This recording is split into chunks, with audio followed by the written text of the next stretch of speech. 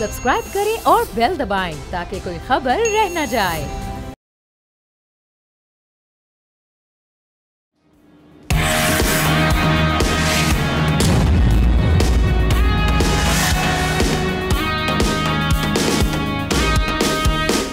अस्सलाम वालेकुम नाज़रीन, आप देख रहे हैं न्यूज़ पंच। मैं हूं आमना खटाना। आज हमने जिस तरह से देखा कि ये खबरें दिन भर गर्दिश करती रहीं, एक तो बल्कि सबसे पहले वो मामला रऊफ़ हसन साहब पर जो कल एक हमला हुआ और उसी से रिलेटेड आज पाकिस्तान तहरीक इंसाफ के रहनुमाओं ने जब न्यूज़ कॉन्फ्रेंस की, दीगर इशूज़ पे भी बात हुई, लेकिन कोर इशू यही था कि PTI ने जो रऊफ़ हसन साहब पर हमले की एक FIR थी उसको मुस्तरद कर दिया, रिजेक्ट कर दिया। उनकी जानिब से कहा गया कि जुडिशल कमीशन इस मामले पर बनाया जाए, क्योंकि वो कह रहे हैं कि उनकी कोई ज़ाती दुश्मनी नहीं है। ये जो टोला था वो उनको 2-4 दिनों से चेज़ भी करता रहा, बल्कि एक दफ़ा हमले की बाकायदा कोशिश भी की थी इससे पहले भी।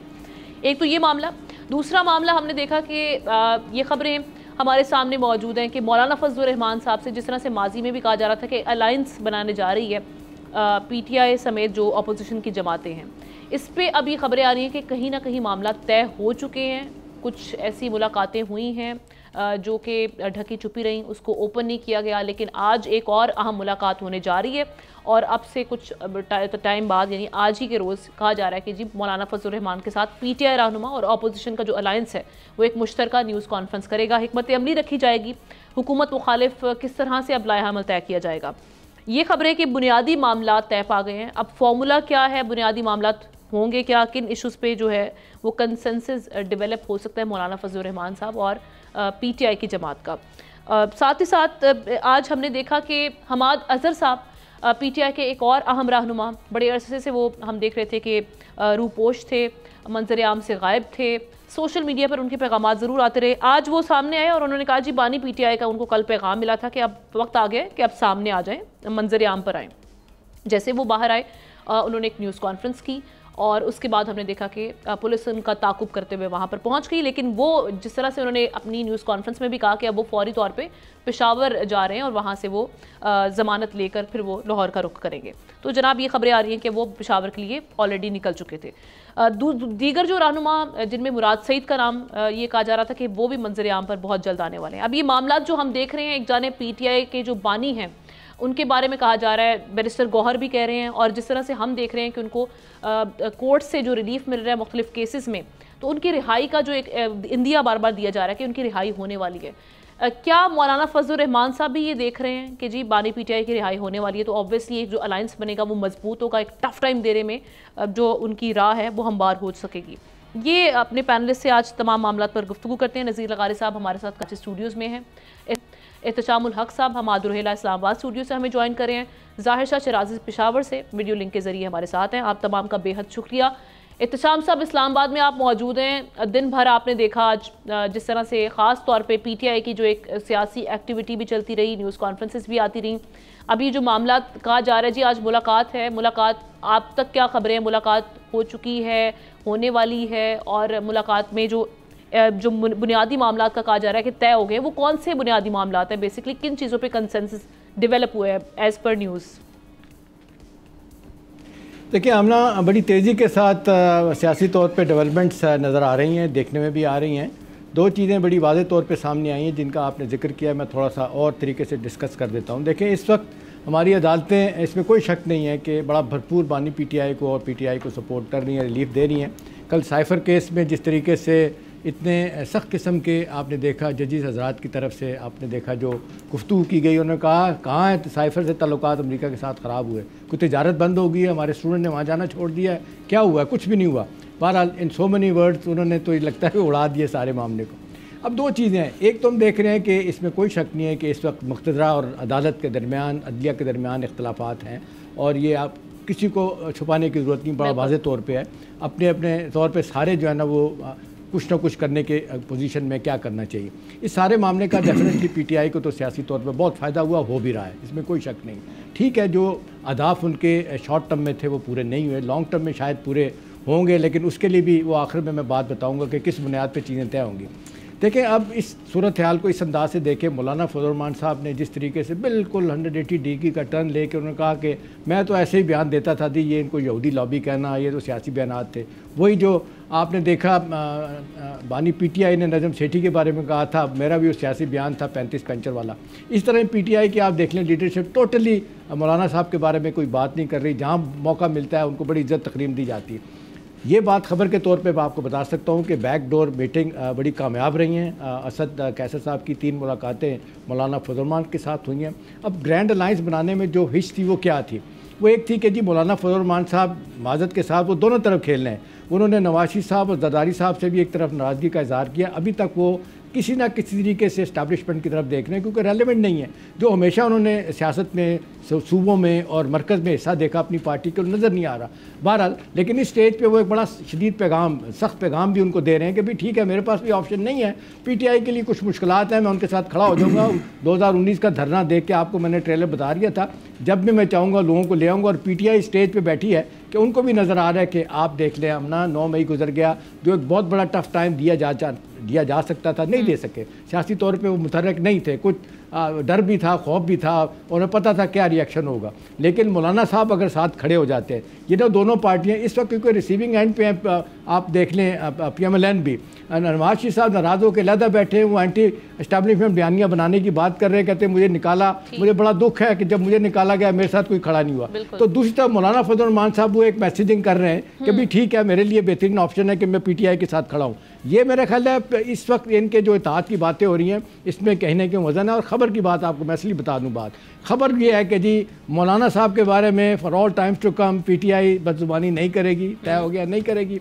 दूसरा मौलाना साहब ने कहा है कि जी आप फिक्र ना करें, जहाँ आपको मेरी ज़रूरत पड़ेगी, मदारस की ज़रूरत पड़ेगी बच्चों की, हमने 50,000 बंदे इस्लामाबाद में ले आए हैं, इस तरह बाकी जगहों पे ले आएंगे। PTI के लिए ये एक अच्छी बात है कि उनको लग रहा है कि सियासी तौर पे कोई फ़ायदा हो सकता है, मौलाना साहब साथ खड़े हो जाते हैं। लेकिन आमना आखिरी बात यह है कि अगर ये खड़े हो जाते हैं, इस्टेब्लिशमेंट, पीपल्स पार्टी, PMLN सबके लिए जिसको कहते हैं लम्हा फ़िक्रिया हो जाना है। ठीक है शाह साहब, एक तो ये वाली मामला जो हम देख रहे हैं कि जिस तरह से पार्टी को एक्टिव होने का बानी PTI की जानिब से कहा गया, हमाद साहब ने आखिर आज ये बात की, हमाद अजहर ने, कि जी हमें पैगाम दे दिया गया था। और उसके बाद फिर मौलाना फजल रहमान साहब भी जो ख़बरों के मुताबिक इत्तलात यही हैं कि कन्विंस हो गए हैं, मामला तय पा गए हैं, अब न्यूज़ कॉन्फ्रेंस होने वाली है। एक तो इस अलायंस का क्या देख रहे हैं, और दूसरा आने वाले दिनों में आपको लग रहा है कि वाकई रिहाई का जो एक इंदिया है, इन तमाम जो इशारों से लग रहा है कि उसको तकवीयत मिल रही है उस बयानियों को कि जी जल्द रिहाई होने वाली है? देखिए दो चीजें हैं, बार बार ऑब्जेक्टिव, अगर बात मेरी ऑब्जेक्टिव बात ऐसी होगी कि अगर आप समझते हैं कि वाकई ये सियासी कैदी थे और सियासी वजह से जो अंदर है, तो मेरे ख्याल में अदालतें हैं, अदालतों के अंदर चीजें हो रही हैं और अब कोई दुख की बात नहीं है अगर वाकई अदालतें फैसले जो है वो मेरिट के ऊपर कर रही है और वो समझती हैं कि केसेस जो है वो शायद कन्फॉक्टेड थे या वो उसमें क्वालिफाई नहीं करते थे, इनके खिलाफ केसेस बने और उनको अगर रिलीज होते हैं तो मेरे ख्याल में ये तो अदालतों का काम है। केसेस चलते रहेंगे, चाहे वो जमानत पे निकलते हैं या कोई और गारंटी पे निकलते हैं। इस मुल्क के अंदर तो आप गारंटियों पे 4-4 साल बाहर जाके इलाज करा के भी वापस आ जाते हैं। मैं कोई तंजिया बात नहीं कर रहा, लेकिन मेरे ख्याल में यहाँ सब कुछ हो सकता है। दूसरा जो आपने बात की कि जी मौलाना फजल रहमान साहब और तहरीक इंसाफ की लीडरशिप जो है वो आपस में इत्तेफाक करने लग गई है। मेरे ख्याल में मेरे सोर्सेज भी कहते हैं, करीबी जो लोग हैं उनसे मेरी बात जरूर हुई है और जा रहे हैं ये अलायंस की जानिब। और इसके अलावा मेरे ख्याल में मौलाना साहब के पास कोई दूसरी ऑप्शन भी नहीं है। देखिए पीपल्स पार्टी अपने तमाम कार्ड खेल के तमाम आईनी ओहदे, गवर्नर उन्होंने बिठा दिया, सेनेट का कौमी असम्बली का स्पीकर उनका हुआ, सदर उनका हुआ, बाकी 2 सूबों के अंदर डायरेक्टली उनकी हुकूमत होगी, 2 सूबों के ऊपर वो इनडायरेक्टली नजर रखेंगे। तो मेरे ख्याल में मौलाना साहब की गुंजाइश नहीं कह सकता, बल्कि मौलाना साहब को उन्होंने डिच किया। सच्ची बात ये बताया कि मौलाना साहब के वकोल और बल्कि उनके करीबी हलकों के जब PDM के सरबराह वो थे, तमाम मूवमेंट चलाई गई और तमाम पॉलिटिकल पार्टीज ने उनको आगे किया, तो उस वक्त मेरे ख्याल से यही फैसला हुआ था कि अगर PDM का जो सदर होगा वो पाकिस्तान का सदर होगा। हो सकता है कि रिटर्न कॉन्ट्रैक्ट ना हो, लेकिन आपने डिच किया मौलाना साहब को, तो उनके पास दूसरी ऑप्शन नहीं है। क्योंकि देखिए अब इस वक्त उनकी भी सियासी सर्वाइवल के लिए ये चीज जरूरी है कि वो अपोजिशन में बैठे। आखिरी जो आप बात करें कि जी PTI को एक्टिव किया जा रहा है, मेरे ख्याल में ये समझता हूँ, देखिए चौधरी परवेज इलाही साहब की रिहाई को देख लें, और बाकी जो तहरीक इंसाफ की लीडरशिप है या सुन्नी इत्तेहाद कौंसिल हम उसको कहें, मैं तो ये समझता हूँ कि शायद अगले कुछ दिनों के अंदर पार्टी रिवाइवल भी हो जाए, फिर आपकी रिजर्व सीट का मामला भी खत्म हो जाए। मैं ये समझता हूँ कि अगर आपने मुल्क के अंदर एक स्टेबिलिटी लानी है तो शायद तमाम सियासी जमातों को एक्नॉलेज करना चाहिए, चाहे बशमूल एस्टेब्लिशमेंट के, कि अगर वो इस मुल्क को वाकई आगे चलाना चाहते हैं तो अपोजिशन और सियासी जमातें आपस में मिल के मेरे ख्याल में एक ऐसा लाएमल तय करें। बेशक आप प्रोटेस्ट करें, आप पार्लियामेंट के अंदर कंटेस्ट करें, आप हुकूमती पॉलिसीज के ऊपर इख्तिलाफ करें, लेकिन मेरे ख्याल में रोड पॉलिटिक्स से इज्तनाब करना चाहिए। और उसकी एक वाहिद सूरत ये होगी कि फॉर्म 45 के हवाले से, 47 के हवाले से जो तहरीक इंसाफ के जो खदशात हैं या उनके इल्जामात हैं, अगर वो मेरिट पे, आखिरी बात करूंगा, अगर वो मेरिट पे उनका फैसला होता है तो मेरे ख्याल में पैचअप की तरफ चीजें जा सकती है और इस मुल्क के अंदर शायद जो है वो सियासी निजाम और जमहूरियत जो है वो चलती रहे, चाहे अपोजिशन और हुकूमत आपस में लड़ते भी रहे, लेकिन मामला जो है वो जमहूरी तौर पर आगे जाएंगे। ऑलराइट अमाद, जिस तरह से बानी पीटीआई यानी पीटीआई का एक जो बयानिया है और उनका जो माइंडसेट है और दूसरी जानिब मौलाना फजल रहमान का एक माइंडसेट है, उनको देखते हुए आपको क्या लगता है कि ये अलायंस, इसका मुस्तकबिल क्या होगा, कब तक चलेगा और कौन से ऐसे बुनियादी मामलात हैं जो आप समझते हैं कि जिन पे कंसेंसस जिस तरह से कहा जा रहा है डेवलप हो गया हुआ है? क्या लगता है आपको किस फॉर्मूले के तहत ये चलेंगे? जी, फॉर्मूले पे मैं आता हूँ। मैं पहले एक बात करना चाहूँगा कि पीटीआई की तरफ से जो बयान दिया गया है बैरिस्टर सैफ की तरफ से कि हमारे दरवाजे तमाम पार्टियों के लिए खुले हुए हैं, मैं सबसे पहले इसको खराज तहसीन देना चाहूँगा कि पीटीआई को आखिरकार बज़ाहिर फ़िलहाल यही लगता है कि इस चीज़ की समझ आ गई है कि पार्टीज़ को साथ मिल के चलना चाहिए। ये बड़ा दानिशमंदाना बयान है, ये बयान बहुत पहले आ जाना चाहिए था। खुश आइंद है, देर से भी आया तो इसको हमें सराहना चाहिए। अगर अब ये ख्वाहिश का इजहार है या ये खबर है कि मौलाना साहब मिल गए, ये तो हमें वक्त ही बताएगा। जहाँ तक ये बात है कि मुलाकातें हो रही हैं तो सियासतदानों की सियासतदानों से मुलाकातें होनी चाहिए, सियासतदानों की सियासतदानों से बातें होनी चाहिए। ये कोई बड़ी खबर नहीं है। बड़ी खबर वो होती है मेरे नज़दीक जब कोई सियासतदान या कोई सियासी पार्टी दूसरी पार्टी के बारे में, दूसरे सियासतदान के बारे में बात करने से इनकार कर दे, वो ज़्यादा खौफनाक खबर होती है। उससे भी ज़्यादा खौफनाक खबर होती है जब वो अपने दरवाजे भी बंद कर दे कि हम मुलाकात भी नहीं करना चाहते और दूसरी तरफ गैर सियासी कुव्वतों से मिलने की ख्वाहिश का इजहार करे। ना सिर्फ ख्वाहिश का इजहार करे बल्कि उनसे मुलाकात के इंतज़ार की तस्दीक भी करे। वो मज़ीद खौफनाक सूरत हाल है जहाँ से हम अभी देख रहे थे कि कुछ अर्सा पहले इस गली में पीटीआई थी और कह रही थी। इस वक्त ये जो बात कर रहे हैं कि हम सियासतदानों से बात करना चाहते हैं, ये अच्छी बात है, इसी तरफ जाना चाहिए। इनको इस चीज़ का रियलाइज़ कर लेना चाहिए कि इनकी ताकत सिर्फ यकजा होने में है। और अब जहाँ ये मुज़ाकरात की बात करते हैं, ताकतवरों के दरमियान मुज़ाकरात होते हैं, कमज़ोर और ताकतवर में मुज़ाकरात नहीं होते, वहाँ माफ़ी तलाफ़ी होती है। क्या अवाम ये बात नहीं समझती? क्या ये लोग समझते हैं कि अवाम ये बात नहीं समझती कि वहाँ पर मुज़ाकरात होने हैं, आइन पढ़ाया जाना है या माफ़ी तलाफ़ी होनी है?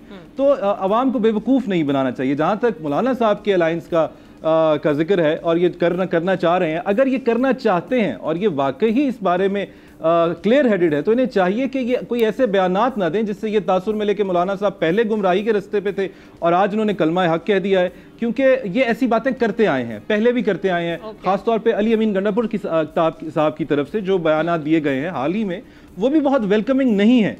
उनको अगर हम सामने रखें तो मुझे लगता है कि पीटीआई के साथ इनका मौलाना साहब का अलायंस बने या ना बने, असद कैसर साहब के साथ जरूर बन जाएगा, क्योंकि वो बज़ाहिर नजर आता है कि जो भी काम अली अमीन गंडापुर साहब करते हैं, खा वो किसी वफाक से मिलना हो, तो वो इस संगीन हद तक चले जाते हैं कि वफाक से ताल्लुक तोड़ देना चाहिए। अगर वो किसी शख्सियत की बज़ाहिर कोई वेलकम जस्टिस उसको नहीं दे रहे होते तो ये उनके साथ ताल्लुकात बना रहे होते। मैच्योरिटी का आप देखिए इनकी हाँ मुजाहिरा मैं नहीं कह रहा, मुझे ऐसा लगता है कि जो भी अली अमीन गंडापुर कह रहे हैं असद कैसर उसके मुखालफत में बात करना चाहते हैं। उनको पता है कि इन दोनों की तारीख क्या है आपस में, उसको सामने रखते हुए ऐसा लगता है कि असद कैसर जाती अलायंस तो कर लेंगे, अब वो आगे पार्टी को ट्रांसफर होगा या नहीं ये देखना पड़ेगा। ठीक है लगारी साहब, एक तो ये गिवन द सर्कमस्टांसेस मौलाना साहब देख रहे हैं कि शायद पीटीआई के लिए आने वाले जो दिन हैं वो मुश्किलात आपको भी कम होती दिखाई दे रही है, इसलिए मौलाना साहब ने शायद ये उनको इस तरह के कुछ सिग्नल्स मिले हैं और वो अलायंस पे रेडी हो गए क्योंकि ही टुक एम्पल टाइम टू डिसाइड कि हाँ जी इनके साथ मिलना है या नहीं मिलना। मैं अपने दोस्तों से कुछ मुख्तलिफ बात करूँगा। जी जी श्योर।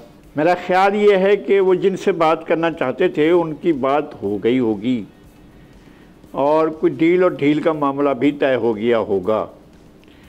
जनाब परवेज़ मुशर्रफ के वज़ीर, एमक्यूएम के सेनेटर, पीटीआई के लीडर जनाब बैरिस्टर सैफ की तरफ से ये बात सामने आई है तो हमें असल डाकखाना भी देखना है कि ये आवाज़ कहाँ से आई है और हम इस आवाज़ को कहाँ से पहचानें। ऐसा माजी में हुआ है, जब नवाज शरीफ से डील हुई और नवाज शरीफ जब लंदन से रवाना हो रहे थे तो हमें हवाएं लग रही थी, हमें पता चल रहा था कि किस तरह से लाया जा रहा है, और वो उनकी मकबूलियत को बहुत ही गहनाया जा चुका था। जो 2022 में लगता था कि इनकी पार्टी के टिकट पर ही लोग कामयाब होंगे, इनकी पार्टी के अलावा किसी के टिकट पर कामयाब नहीं होंगे। तो जब वो रवाना हो रहे थे तो हम बैठकर तनकीद कर रहे थे कि डील कर रहे हैं, डील करके आ रहे हैं और लाडले बनकर आ रहे हैं, और ये जो है अब एक नए सुपर लाडला बनकर आ रहे हैं। तो ये सारी चीज़ें हम कह रहे थे जी। अब ये जो नई फ़िज़ा बन रही है कि जिस तरह से ज़हूर हुआ है हमाद अज़हर साहब का, और जिस तरह से ये वो जो है अपना खुशखबरी सुनाई दी है, बिशारत दी गई है कि जनाब मुराद सईद साहब भी आ जाएंगे, और जिस तरह से ये कहा गया कि हमें बानी पीटीआई के हुक्म से हमें कहा गया कि जो बाहर आ जाओ, तो हम बाहर आ गए हैं। तो मेरे ख्याल है कि कुछ चीज़ें तय हो गई हैं किसी न किसी जगह पर, और ये देखें उनका एक तरीका कार भी है। लेकिन वो तो फ़ौरन गिरफ्तार करने पहुंच गए ना, मामला वो पहुंच जाते हैं, ऐसे होता रहते हैं, इस तरह गिरफ्तारियाँ भी होती रहती हैं, और ये भी हो सकता है गिरफ्तार कर लिए जाएँ, लेकिन ये सारा कुछ हमारे सामने की बातें हैं ना। बहुत सरेआईना में राक्स है, पसेआईना कोई और है। तो ये चीज़ें इस तरह से हो रही होती हैं, और हम कभी इस खेल में बहुत आगे की सोच रहे होते हैं, बाज़ दफ़ा बहुत पीछे की सोच रहे होते हैं। नवाज शरीफ के बारे में जो सोचा गया था कि ये आगे जाएंगे और पाकिस्तान को फतह कर लेंगे, तो रेत की दीवार साबित हुए थे। अब आगे चलकर ये मामलात कहाँ तक जाते हैं? ये लाडला सुपर लाडला जो है बम्पर लाडला, और फिर नया लाडला, फिर वही लाडला, फिर बाद में एक और लाडला, फिर लाडला, ये लाडले ही एक दूसरे के साथ गेम खेल रहे हैं। कभी वो उसको पास देते हैं, कभी उसको पास देते हैं, बीच में थोड़ी चीज़ें आ जाती हैं, कभी कोई बीमार हो जाता है, कभी किसी को जो है वो गिरफ्तारी हो जाती है, कभी कोई तकरीर अमल भी होता है, और इस तरह की चीज़ें चलती रहती हैं। क्विकली, क्योंकि हम ब्रेक की जानिब जा रहे हैं। जी जी ये लगाई साहब एक चीज़ बताएं, जो बानी पीटीआई की तरफ से बड़ा वाज़े पैगाम दिया गया अपनी पार्टी के लोगों को कि फौरी तौर पे ताल्लुकात बातचीत करके मौलाना साहब के साथ ग्रैंड अलायंस की तरफ जाया जाए, तो ये वो किसको मैसेज दे रहे हैं बानी पीटीआई? वो सबको दे रहे हैं, आपको भी दे रहे हैं, मुझे भी दे रहे हैं, उनको भी दे रहे हैं जिनसे बात करना चाहते हैं, उनको भी दे रहे हैं जिनसे बात नहीं करना चाहते हैं, सबको ये मैसेज दे रहे हैं। सही है जी। इस मामले पे हमारी बात होगी, डिस्कशन हमने, बड़े अहम टॉपिक्स हमारे पास हैं जो जिन पे हम डिस्कशन करेंगे। एक ब्रेक लेते हैं, ब्रेक के बाद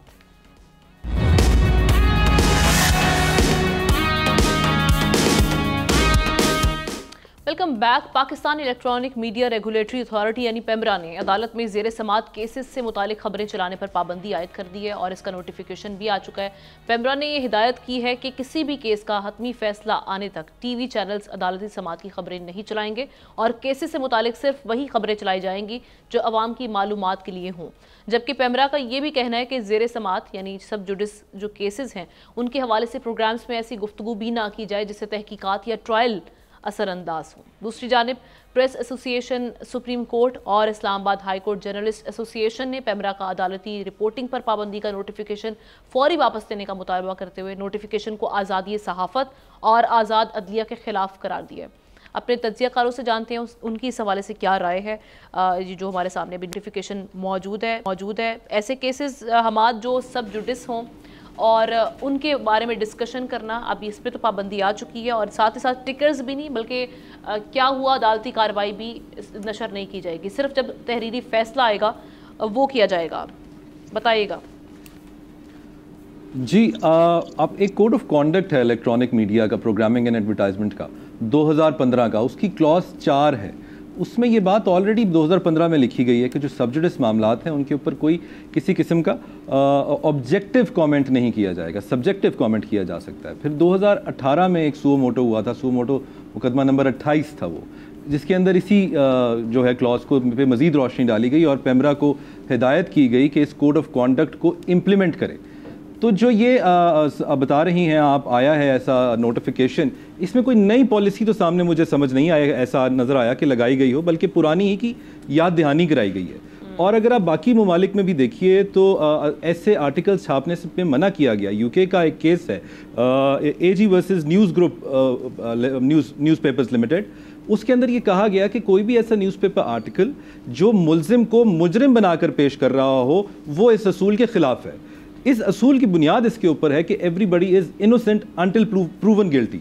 हमारे यहाँ उसका थोड़ा उल्टा चलता है, हम शायद ऐसे ट्रीट करते हैं कि everybody is guilty until proven innocent.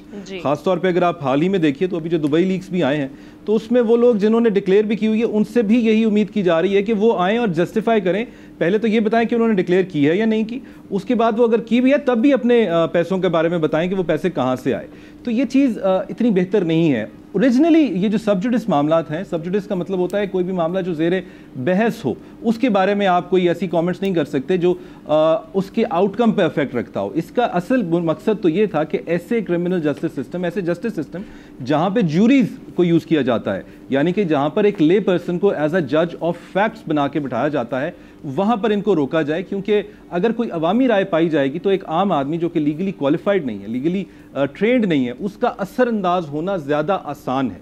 लेकिन ऐसे ममालिक जहाँ पर ज्यूरीज नहीं है, जैसे कि पाकिस्तान है, सिंगापुर है, बाकी ममालिक हैं, उसमें भी इस कानून को सबजुडिस मामलात पे बात करने से रोका गया है। उसका यहाँ पर मकसद जजेस तो नहीं है, यहाँ पर मकसद उसका एविडेंस और विटनेसेस को प्रोटेक्ट करना है। अगर कोई शख्स ऐसा विटनेस है जिसके पास ऐसी कोई चीज़ है जो कि किसी मुकदमे में ज़रूरी हो सकती है, लेकिन हो सकता है वो सिर्फ इसी वजह से सामने ना आए कि उसकी गवाही अवामी राय के मुतसादम जा रही हो, तो शायद वो ना ले पाए वो प्रेशर, जिसकी वजह से वो एक्यूरेट टेस्टिमनी अदालत तक ना पहुंच पाए। दूसरे बारे में ये भी कभी इम्कानात पाए जाते हैं कि जब आप एक अवामी राय बन जाती है तो एक आदमी माजी के वाक़यात को एक मखसूस नज़रिए से ही याद कर सकता है और वो उसकी एक्यूरेसी के ऊपर जो है कॉम्प्रोमाइज़ हो जाती है। इन चीज़ों को रोकने के लिए जहाँ पर ज्यूरीज नहीं यूज़ हो रही वहाँ पर भी इस लॉ को यूज़ किया गया है। दूसरी बात जो मेरे नज़दीक है, जहाँ पर हमारे यहाँ जहाँ हर चीज़ को ही पसंद नापसंद के साथ की ऐनक से देखा जाता है, मेरे नज़दीक यहाँ पर जजेस भी इन्फ्लुएंस हो सकते हैं।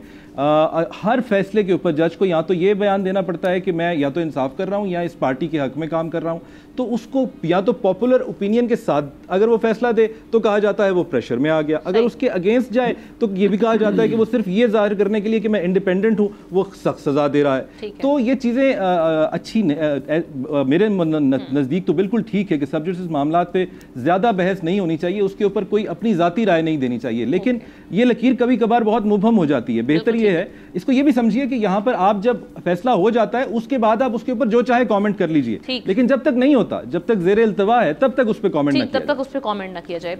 लगारी साहब, एक तो ये कि ये जिस तरह से हम बता रहे हैं ये कदगन तो पहले से मौजूद थी, ये लाइन ड्रॉ की गई थी, बस एक रिमाइंडर आया पैमरा की जानिब से। दूसरा, इससे मीडिया की आज़ादी और जिस तरह से कहा गया जी अदालतों की आज़ादी से मुतासिर हो रही है। डू यू रियली थिंक कि आप इससे एग्री करेंगे?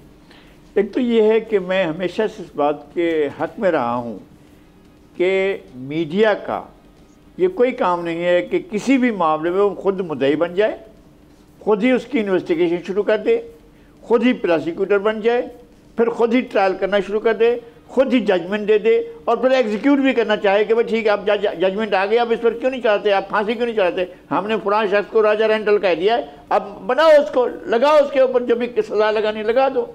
ये मीडिया की तरफ से ऐसा होता रहा है। लेकिन ये जो पैमरा ने आर्डर जारी किया है इसमें ये कहा गया है कि किसी भी केस का हतमी फैसला आने तक टीवी चैनल्स अदालती समाअत की खबर नहीं चलाएंगे। हतमी तहरीरी फैसला? जी बिल्कुल, तहरीरी फैसला। मुझे ये बताएं, क्या कोर्ट नंबर 1 में जो कैमरे लगे हुए हैं वो चलते रहेंगे? वहाँ पर जो ऑब्जर्वेशंस होती हैं, जो डिबेट होती है, जो आर्गूमेंट होता है, क्रॉस एग्जामिन होता है, जवाब और जवाब दर जवाब होता है, तो क्या वो भी चल रहा होगा? और क्या वो कैमरे जो हैं वो कैमरों की जो रसाई होगी वो तमाम चैनल्स पर वैसे होगी, तमाम चैनल उसको दिखा रहे होंगे, कोर्ट की पूरी प्रोसीडिंग्स और ऑब्जर्वेशन भी चल रही होंगी, तो फिर कोई मसला नहीं है किसी लाइव स्ट्रीमिंग का तो कहा गया कि वो होगी। हाँ, लाइव स्ट्रीमिंग अगर हो रही है तो मेरा ख्याल है कि फिर आपकी ये ऑब्जर्वेशन कि जनाब ये इस पर कोई बात ही नहीं करेंगे। भाई कोर्ट सारी पूरा मुल्क देख रहा है, वो तमाम चैनल उसको चला रहे हैं और उसके ऊपर बात हो रही है जज साहबान की अपनी गुफ्तगू, उनके रिमार्क्स, उनकी हर तरह की बात जो फैसला नहीं है, यानी अब अवाम उनकी ऑब्जर्वेशन भी आ रही हैं।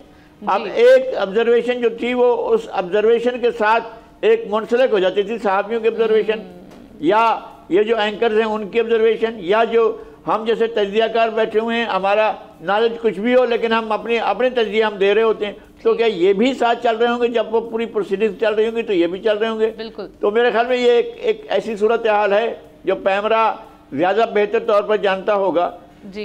लेकिन मैं इस बात के हक में हूँ कि मीडिया को किसी भी सूरत में सब्जुडिस मैटर के अंदर जाकर छलांग नहीं लगानी चाहिए, और जो मामला जिस तरह से मौजूद हैं, चल रहे हैं कोर्ट के अंदर, उनको वहाँ चलना चाहिए।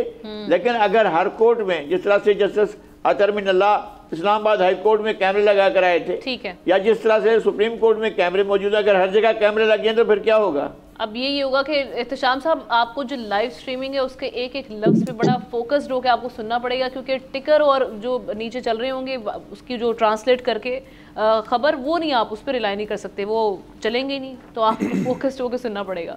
किस तरह से देख रहे हैं इस फैसले को? मेरा ख्याल है शायद आमना ये पहला, मेरा अपना ख्याल है कि पैमरा का ये पहला फ़ैसला या जो उन्होंने ये डायरेक्शन दी है, जो जिसको फौरी तौर पे तो आपने देखा कि हमारे साफ़ी बरादरी ने रिएक्ट किया कि वापस लिया जाए। मेरे नहीं ख्याल के सियासी जमातें गवर्नमेंट ऑफ द डे तो डेफिनेटली ज़ाहिर है पैमरा तो वही करता है जो गवर्नमेंट कह रही होती है। अदालतें हमारी इसको किसी सूरत में नहीं मानेंगी।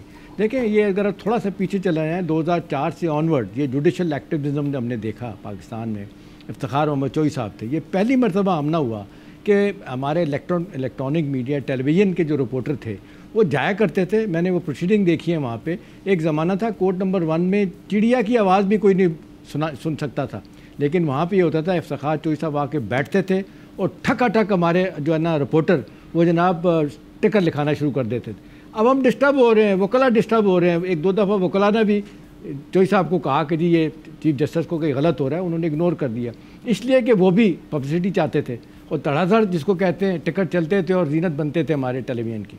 अब सवाल ये है कि जी इस स्टेज पे तो आमना जब हुकूमत चाहती है कि जजेस हज़रात अपने फ़ैसले दें, वो ऑब्जर्वेशन ना दें, ये कोई नहीं मानेगा। लेकिन ना ये जो एक एक्वायर की है उन्होंने आज़ादी ओवर द दिया। अब मुझे बताएं कभी इस बात पे अदालतों की तरफ से भी कदगन लगाई गई है कि जो पैमरा कह रहा है आप उसको माने? कतई तौर पर नहीं कहा गया। अब ज़ाहिर है गवर्नमेंट जो है वो तो चाहेगी कि किसी ना किसी तरीके से चीज़ों को ज़रा कटेल किया जाए, या ये है कि इससे बचा जाए कि ज़रूरत से ज़्यादा कंट्रोवर्सीज पैदा होती हैं और ब्लेम गेम में लोग चले जाते हैं। लेकिन जाहिर सी बात है अब ये जो मीडिया की ख़ास तौर पे टीवी मीडिया की जो आज़ादी है, इस पर ख़ास तौर पे एक ख़ास नुक्ता नज़र है आजकल के ज़माने में तो अदलिया का, तो वो तो किसी सूरत में भी उनके लिए एक्सेप्टेबल नहीं होगा। हाँ, सवाल ये कि कितना इसको लोग फॉलो करेंगे। मेरा ख्याल है अपने तौर पे तो जो लगारी साहब बात कर रहे हैं, जो अहमद भी बात कर रहे थे कि अपने तौर पे तो हमें देखना होगा कि हम जजमेंटल ना हों, हम अपनी पसंद और नापसंद से हम चीज़ों को ड्राइव ना करें। एक जज साहब ने जो बात की है वो अक्सर ये होता है, वो कहते हैं कि मैंने तो इस तरह बात नहीं की थी जिस तरीके से रिपोर्ट हुई है। वहाँ पे आप सही कह रही हैं कि मैं बड़ा फूंक के कदम रखना होगा, लेकिन आमना अगर कोई समझे कि इस फैसले से पैमरा की डायरेक्शन से ये रुक जाएगा मामला कि जब तक केस चलता है, अब बाज़ों का तो आप देखते हैं 2 महीने केस चलता है, बाज़ों का 2-2 साल केस चलता रहता है, क्या उस वक्त तक लोग खामोश बैठे रहेंगे? उस वक्त तक उस इशू के ऊपर कोई बात नहीं करेगा, तजिया नहीं करेगा। अखबारात आपने और मैंने भी तो अपना सौदा भेजना है ना, अखबारात भी तो चलने हैं, टेलीविजन भी तो चलना है, लिहाजा हो नहीं सकता। सियासी तौर पे जिस तरीके से चीज़ें आगे जा चुकी हैं उनको रिवर्स करना बड़ा मुश्किल होगा। तो मेरा नहीं ख्याल कि पैमरा इस मामले में इतनी आसानी के साथ अपनी बात मनवा सकेगा। जी सही है। जी शाह साहब, आपका इस पे पूरे मामले पे क्या एक तो राय है, दूसरा ये कि किस तरह से देख रहे हैं ये जो एक पाबंदी आई है इसको? देखिए, मेरे ख्याल में जैसे कि हमाद ने कहा, ये पहली दफ़ा नहीं हुआ। सब जुडिस मामलात अरसा दराज से कभी भी जब कोर्ट के अंदर केस चल रहा होता तो उसके ऊपर ओपिनियन और इस किस्म की चीज़ें जो है वो नहीं होती रही। बाकी बिल्कुल मैं भी इस बात से इत्तेफाक करूंगा कि आप चीज़ों को रेगुलेट करें, और इशारा जिस तरफ है वो ये है, जैसे बड़े सीनियर बल्कि लगारी साहब और शाह साहब ने कहा कि ऐसा हो नहीं सकता, लेकिन मैं ये समझता हूँ कि ऐसा होना चाहिए। उसकी 2 वजूहत हैं। सबसे बड़ी वजह यह है कि इस वक्त आपके तमाम केसेस का मीडिया ट्रायल सिर्फ और सिर्फ टीवी चैनल्स पे हो रहा होता है। आप देखें जो हमारे यहाँ इलेक्ट्रॉनिक मीडिया का रोल रहा है पिछले तकरीबन 4-5-6 साल के, तो आपने क्लियर का डिवाइड देखा कि 2-4 मीडिया हाउसेस एक तरफ टिल्टेड है, 2-4 मीडिया हाउसेस दूसरी तरफ टिल्टेड है, बल्कि बाकायदा तौर पे मुख्तलिफ सियासी जमातों के साथ एफिलिएशन होती रही है। तो देखिए सबसे इम्पोर्टेंट चीज ये है कि जब आप कोई भी केस चल रहा हो, खासतौर पर सियासी केस हो, खासतौर पर, और ये किस केस की बात कर रहे हैं, ये सियासी केसेस की बात करें कि नहीं, आम आवाम के बेचारों की जो है ना वो उनके इंटरेस्ट की केस बात कर रहे हैं, क्या ये किसी खातून के साथ ज्यादती की केस की बात करें, या इनहेरिटेंस के मामले की बात करें, या किसी आम आदमी को इंसाफ देने के मामले की बात करें। अगर आप अशराफिया के हवाले से सोचते हैं, आप पोलिटिकल जमातों के हवाले से सोचते हैं कि जनाब जजेस जो है जब इस पर रिमार्क्स पास करते हैं तो फिर ओपिनियन बिल्डिंग होती है, और इसमें कोई दूसरी राय नहीं है। हमारे चैनल के बहुत बड़े बड़े एंकर्स मेरे ख्याल से, यानी ये दावा तो नहीं करना चाहिए, लेकिन उनका टिल्ट है, वो किस वजह से है, उनके क्या इंटरेस्ट है, क्या वो पार्टियों से मोहब्बत करते हैं या कोई और वजूहत है, या उनके कुछ जाती एफिलिएशन है, ये बड़ा इंपॉर्टेंट है। दूसरा देखिए, मेरे ख्याल में प्री जुडिस मामला के अंदर वाकई दूसरा कैलिबर की भी बात है। आप समझते हैं कि तमाम सहाफी वाकई कानूनदान भी है क्या, जो कोर्ट रूम नंबर 1 या 2 या 3 के अंदर बैठने वाले बाकी LLB लॉयर्स हैं, क्या उनको समझ पड़ती है कि कानूनी नुक्ता क्या है, कि या तो सिर्फ जजेस के रिमार्क्स के ऊपर जो है वो बाहर निकल के अपनी ब्रेकिंग स्टोरीज करते हैं। तो मेरे ख्याल में कैपेसिटी का भी इशू है। तो शायद ये समझता हूँ कि पैमरा नहीं बल्कि तमाम आपके जो प्रेस फ्रीडम के लॉज हैं, अगर वो किसी भी तरीके से आज़ादी इज़हार राय को रोकते हैं तो मैं मेरे ख्याल में उसकी मुखालफत करूँगा। लेकिन हाँ, आप जो है किसी भी स्टेटमेंट को, किसी भी प्रोसीडिंग को ट्विस्ट करते हैं, अपनी मर्जी से एंगल करते हैं, ये एक बहुत बड़ा मसला है। और वाकई अगर इस एंगलिंग को रोकने की बात की जाती है तो ठीक है। दूसरी तरफ आप जब प्रोसीडिंग्स की बात करें तो अवाम को अगर आप प्रोसीडिंग्स लाइव दिखा रहे हैं तो अवाम खुद अखज़ करेंगे जो जज साहब कह रहे हैं। अब यहाँ तो हम बैठ के नतीजे अखज़ करते हैं कि जनाब जज साहब के जुमले का मतलब ये हुआ, उन्होंने फलां को बुलाया कि हम आपसे मिलना चाहते हैं, तो उस पर हम नाराज हुए, हम पे कहते हैं जनाब इनकी फेवर कर ली। और आप देखें फैमिलीज, उनके बच्चों बच्चियों को बाकायदा बदनाम किया गया बहुत सारे मामलों के अंदर, ये किसी खास पार्टी के साथ एफिलिएटेड है। तो मैं बिल्कुल समझता हूँ कि आप एक कोड ऑफ कंडक्ट आपका होना चाहिए, और ये इसके ऊपर सियासत करना जनाब के इसको वापस होना चाहिए। मैं ये समझता हूँ अगर रेगुलेशन विद गुड इंटेंशन है तो होनी चाहिए। फ्रीडम ऑफ एक्सप्रेशन को आप रोके नहीं, लेकिन फ्रीडम ऑफ एक्सप्रेशन देखिए अमेरिका के अंदर भी अंडर फर्स्ट अमेंडमेंट आप सारी चीजें रिपोर्ट कर सकते हैं, बट आप कभी भी मुल्क के इंटरेस्ट, मुल्क के अंदर फसाद फैलाने, मुल्क के अंदर मुजनी पैदा करने या किसी किस्म का इंटरेस्ट पैदा करने के हवाले से कोई भी चीज करेंगे तो मेरे ख्याल में कानून अपने जो है वो हरकत में आता है और वो अपने कोर्ट ऑफ एक्शन की तरफ जाएगा। तो ये 2-3 चीजें हैं जो मेरे ध्यान में इस हवाले से। लेकिन मैं ये समझता हूँ कि रेगुलेशन होनी चाहिए, कोड ऑफ कंडक्ट को फॉलो करना चाहिए। मेरे ख्याल में जर्नलिस्ट भी किसी भी लिहाज से किसी कानून से मुबर्रा नहीं है कि वो सब कुछ रिपोर्ट भी कर सकते हैं और अपनी मर्जी से एंगल भी कर सकते हैं। ठीक है। अच्छा हमाद, जिस तरह से अभी हम देख रहे हैं कि हमारी साफ्ती तंजीमों को इस पर इनिशिएटिव लेना चाहिए, वो मेरा ख्याल है अपने तौर पे रेगुलेट करना चाहिए। अखबारात भी और टेलीविजन पे लोग जो बैठे हुए बजाय इसके कि हमें बाहर से कुछ डायरेक्ट करें। दुनिया के अंदर हर चीज का एक कानून है ना, तो आप उस कानून को फॉलो करेंगे।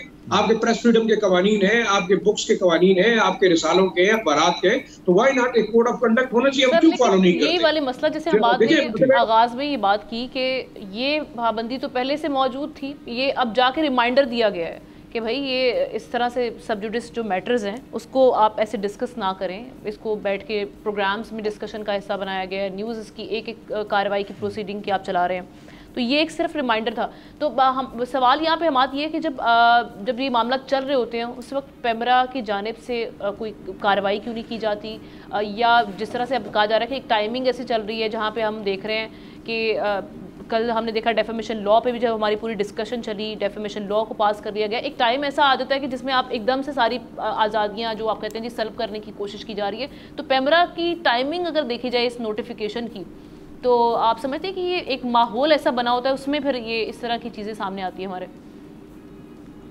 ये बात दुरुस्त है कि हमारे यहाँ कानून साजी एक खास टाइमिंग के लिए के दौरान की जाती है, उसके मकासद कुछ और होते हैं। जब आप लॉ बना देते हैं फिर उसके बाद इम्प्लीमेंटेशन उसको किसने करवाना है?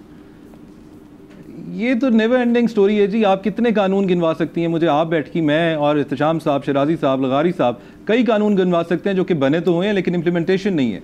वो मामला सिर्फ पैमरा की हद तक तो महदूद नहीं है। तमाम ट्रिब्यूनल्स, इंक्वायरी एजेंसीज, अदालतें, हुकूमत तमाम इसमें बराबर के शरीक हैं। यानी जब आपकी कन्वीनियंस हो फिर उस वक्त उस जो लॉ जो बना होगा उसको एक्टिव कर लिया जाएगा, मीनवाइल जो मामला जो चलते रहेंगे उसको वैसे चलने दिया जाएगा।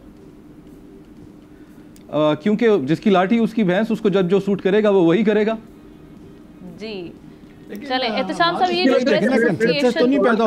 प्रेस एसोसिएशन सुप्रीम कोर्ट और Islamabad high court journalist association ने ये पेमरा का जो नोटिफिकेशन आया इस मुतालिक, वो कहा जा रहा है जी वापस लिया जाए, अदरवाइज ये हम रुजू करेंगे अदालत से।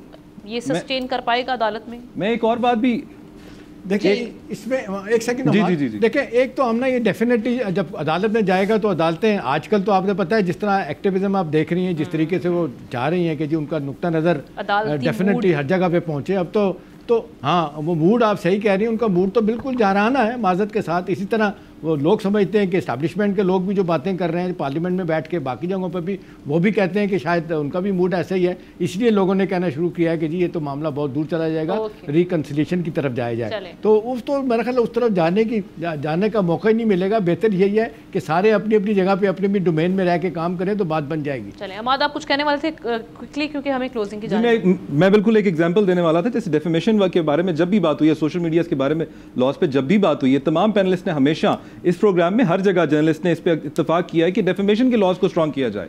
अब जब डेफेमेशन के लॉज स्ट्रॉन्ग हो रहे हैं तो उसके ऊपर उसको इन टोटो रिजेक्ट किया जा रहा है। मेरे ख्याल से इन टोटो रिजेक्ट नहीं करना चाहिए। उसके जिन क्लॉजेस के ऊपर इश्यूज हैं और कई क्लॉजेस ऐसे हैं जिनके ऊपर बात होनी चाहिए, उनके ऊपर बात करनी चाहिए। कानून साजी को हम हमेशा हम स्टेट के हर एक्शन को बदनीयती पर मबनी समझते हैं, जो कि नहीं होना चाहिए। चलें जी, आप तमाम पैनलिस्ट का मैं शुक्रिया अदा करूंगी जिस तरह से हम पेमरा की जानिब से ये जो सब जुडिस मैटर्स होंगे अदालत में, जो इस वक्त कार्रवाइयाँ चल रही हैं मुख्तलिफ केसेस के हवाले से, उनको ये कहा गया कि जब तक तहरीरी फैसला नहीं आता रिपोर्ट नहीं किया जाएगा।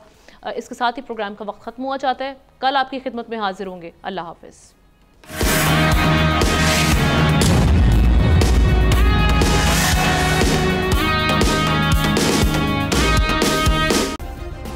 सब्सक्राइब करें और बेल दबाएं ताकि कोई खबर रह न जाए।